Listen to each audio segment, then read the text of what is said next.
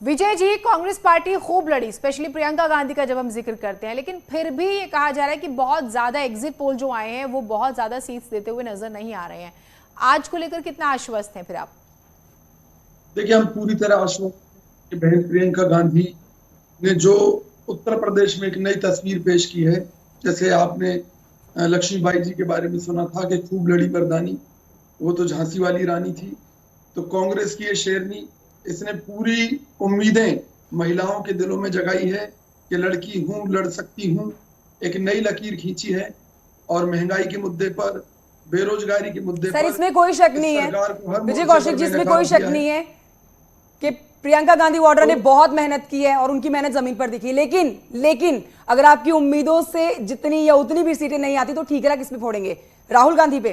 देखिए, लीडर वो है जो जनता को लीड करता है, जनता के लिए लीड करता है, लड़ाई लड़ता है, संघर्ष करता है। तो बहन प्रियंका गांधी जी ने और कांग्रेस पार्टी के सभी नेताओं और कार्यकर्ताओं ने अपना फर्ज पूरा किया है।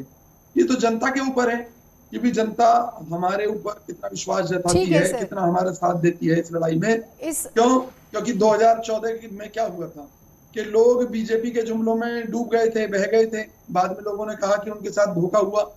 तो कई बार जनता धोखेबाजों की चंगुल में भी आ सर भी जाती मेरे है, सवाल से सब लालच कन्नी में भी काट आ दिया और जाती लगता है है। मुझे सवाल पूछना नहीं चाहिए था, नहीं, क्योंकि ठीक है, वो अभी हाँ, उम्मीदों भरा उसमें सुबह हुई है। हाँ बिल्कुल। और एक और चीज ये हो जाती है अमूमन कि जो 3 दशकों से कांग्रेस सत्ता में वापस नहीं आ पाई है, और होता यह है कि अगर कोई पार्टी सत्ता में लंबे समय से बाहर है तो उसका संगठन कमजोर हो जाता है। और संगठन, ये बात है कि हर जिले में अब बनना शुरू हुआ है कांग्रेस का, तो ये एक उपलब्धि हो सकती है। एक बार अनुपम का रुख कर लेते हैं।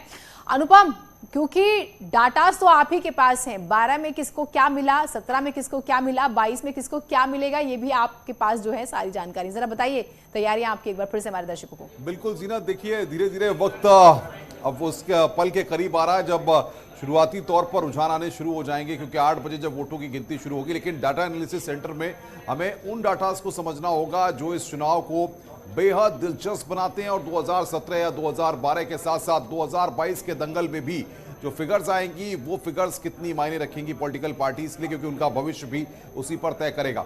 हमारे साथ देखिए, ये सबसे बड़ी बात यह है कि ये उत्तर प्रदेश का मैप है और ये उत्तर प्रदेश के मैप में 403 विधानसभा की सीटें हैं।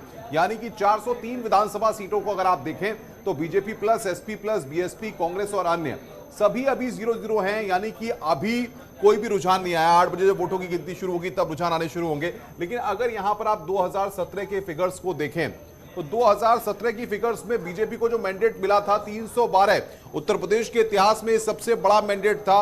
39.57% वोट्स। समाजवादी पार्टी को 47 सीटें मिली थी, 21.72% वोट।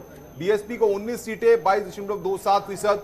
और अदर्स, यानी कि अदर्स भी एक बड़ी संख्या में थे।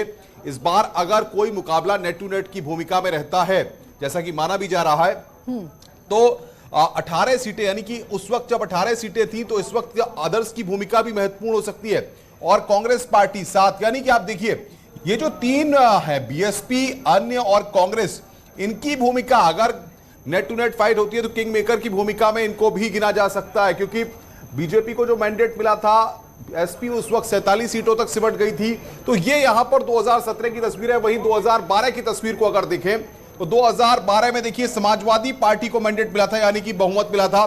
224 सीटें तब समाजवादी पार्टी को मिली थी और बीएसपी को 80 सीटें। तब समाजवादी पार्टी का वोट परसेंटेज 29.10 था।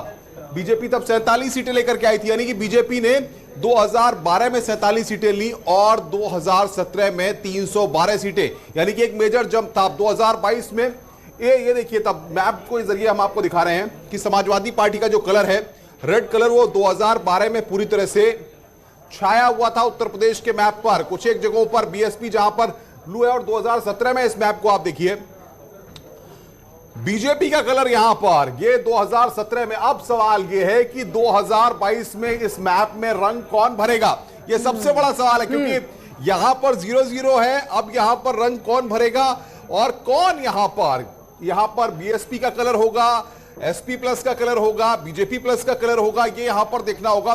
क्योंकि जिस तरीके से चुनाव प्रचार हुआ और 7 चरणों में उत्तर प्रदेश में चुनाव हुआ, मुद्दे बहुत सारे रहे, प्रचार में अलग अलग तरह के शब्दों का बिल्कुल अनुपम, बीएसपी और कांग्रेस का तो नहीं कह सकते, लेकिन हाँ भगवा